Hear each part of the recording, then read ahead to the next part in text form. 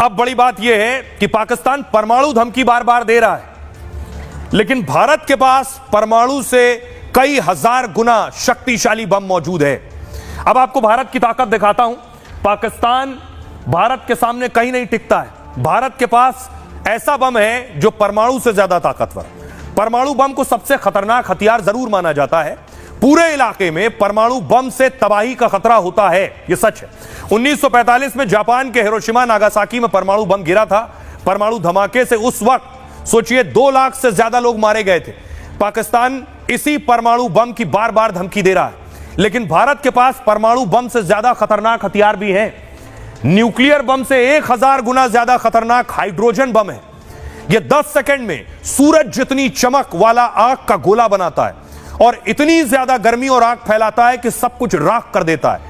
यह इलाके में इंसानों से लेकर पेड़ पौधे तक को तबाह कर सकता है। और सबसे पहले खतरनाक हाइड्रोजन बम अमेरिका ने तैयार किया था। रूस, चीन और भारत जैसे कुछ देशों के पास ही हाइड्रोजन बम है। भारत ने 1998 में जो 5 परमाणु परीक्षण किए थे, दावा किया जाता है कि उनमें से एक हाइड्रोजन बम भी था। इसका वजन कम होता है, मिसाइल फाइटर प्लेन से इसे दागा जा सकता है। इस्लामाबाद से लाहौर तक पूरा पाकिस्तान तबाह हो सकता है, जबकि पाकिस्तान के पास कोई भी हाइड्रोजन बम नहीं है। अब समझते हैं, हमारे साथ खास मेहमान जुड़ रहे हैं कि पाकिस्तान बार बार यह कह रहा है कि उनके पास परमाणु बम है। डिफेंस एक्सपर्ट शैलेंद्र सिंह साहब, मेरा सवाल यह है कि हाइड्रोजन बम जो है जैसे हथियारों से भारत कैसे पाकिस्तान को जवाब दे सकता है? पाकिस्तान बार बार सिर्फ धमकियां दे रहा है। पाकिस्तान के पास सिवाय भौंकने के कुछ है नहीं। अगर उसे लगता है कि उसके पास 100 ग्राम का, पहिया का, आधे पहिया का बम है, और ये हमने नहीं कहा है, उनके मंत्रियों ने कहा है, और अगर इस तरह के बम लेकर वो गली गली लगाने वाला है, तो आप समझ सकते हैं कि कितनी ज्यादा लोअर वो कर रहा है उस न्यूक्लियर डेटरेंस को, जो कि अपने आप में बेस्ट होनी चाहिए थी। मेरा अपना आकलन है कि भारत को किसी भी तरह से कंपेयर अपने साथ नहीं करना चाहिए पाकिस्तान को। मेरे लिए ये इंसल्ट है, चाहे वो न्यूक्लियर हो। ये उन्हीं के वहां पर बोला जा रहा है कि पाकिस्तान आर्मी से इंडियन आर्मी 4 गुना बड़ी है कैपेबिलिटीज में, काबिलियत में। 6 गुना बड़ी एयरफोर्स है इंडिया की, 8 गुना से भी ज्यादा बड़ी है नेवी इंडिया की। कहां का कंपैरिजन है?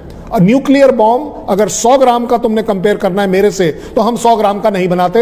हमारे यहां 100 ग्राम की सुतली बम जरूर बनता है। आप कंपेयर कर लीजिए जैसे भी चाहते हैं। कर्नल शैलेंद्र, बहुत बहुत शुक्रिया इस बातचीत के लिए। अब सवाल एक है कि पाकिस्तान अपने परमाणु की धमकी दे रहा है, लेकिन क्या पाकिस्तान मौके पर परमाणु इस्तेमाल कर पाएगा? पाकिस्तान जिन परमाणु बम की बार बार धमकियां दे रहा है और ताकत होने की धौंस भी दिखा रहा है, उन परमाणु हथियारों पर अमेरिका कब्जा कर सकता है। मतलब पाकिस्तान के परमाणु बम लॉक हो सकते हैं। 2011 में भी अमेरिका ने ऐसा ही प्लान बनाया था। जब पाकिस्तान ने आतंकी लादेन को पनाह दी थी, अमेरिका के कहने पर भी उसे ठिकाना नहीं बताया था कि लादेन कहां छिपा है। तब अमेरिका का पाक के परमाणु बम पर कब्जा कर लेने का प्लान था। पाक के परमाणु ठिकानों की लोकेशन मैपिंग कर ली गई थी कि कहां परमाणु हैं। तेजी से कब्जा करने के लिए ऑपरेशनल स्केच बनाए गए थे। परमाणु हथियारों को उड़ाने या निष्क्रिय करने की भी अमेरिका ने तैयारी कर ली थी। इसके लिए वैसे ही प्लानिंग थी जैसे ओसामा को घुसकर मारने की प्लानिंग थी। यानी सील कमांडो समेत कई जवानों की खास टीमें बनाई गई थी।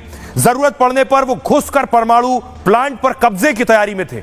मतलब पाक को पता चलने से पहले परमाणु बम छिन जाएंगे। दावा यह है कि अमेरिका में फिर से एक टीम ऐसी तैयारी में लगी हुई है।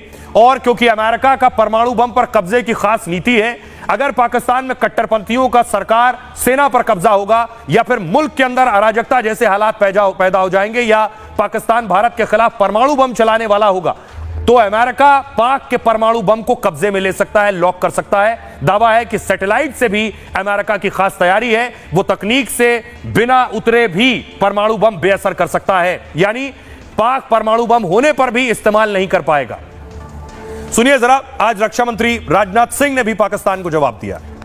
साथियों, एक रक्षा मंत्री के रूप में मेरा दायित्व है कि मैं अपने सैनिकों के साथ मिलकर देश की सीमाओं की सुरक्षा सुनिश्चित करूं, और मेरा यह दायित्व है कि अपनी सेना के साथ मिलकर देश के ऊपर आंख उठाने वालों को मुंहतोड़ जवाब दूं।